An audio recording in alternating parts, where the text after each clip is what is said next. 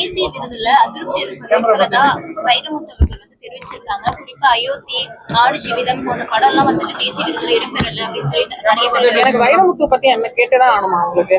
உலகத்துல வேற யாருமே இல்லையா? வைரமுத்து தான் கேட்கணுமா? வேற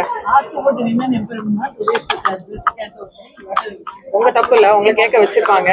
ஆனா உங்களுக்கு இந்த மாதிரி ஒரு ட்ரிகர்டா ஒரு ரியாக்ஷன் வரணும், நான் இந்த மாதிரி ரியாக்ட் பண்ணணும், நீங்க அதுக்கு ஒரு பதில் சொல்லணும். நீங்க ஒரு பெண்ணா இருந்துட்டு என்ன இந்த மாதிரி ஒரு கேள்வி கேட்கறது எனக்கு என்ன சொல்றதுன்னே தெரியலமா. தேவையா? நிஜமா சொல்லுங்க, தேவையா? 7 வருஷமா இன்னும் பேன் பண்ணிட்டு இருக்காங்க, இன்னும் கோர்ட்டுக்கு போயிட்டு இருக்கேன், கேஸ் போயிட்டு இருக்கேன். அந்த விஷயத்த பத்தியோ இல்ல டப்பிங் யூனியன் இடிச்சு தரமட்டமாக்கி அந்த எதை பத்தியும் நீங்க பேசலையா? அவர்தான் சொல்லியிருக்காரு, அதை பத்தி நீங்க உருவஷி மேம் பத்தி பேசல, நீங்க வைரமுத்துவை பத்தி பேசுறீங்க. What is the point? Why are you triggering? Why? Tell me, what is the point of you are getting a salary out of this? நான் ரொம்ப ரெஸ்பெக்ட்ஃபுல்லா தான் கேட்கிறேன். What is the point?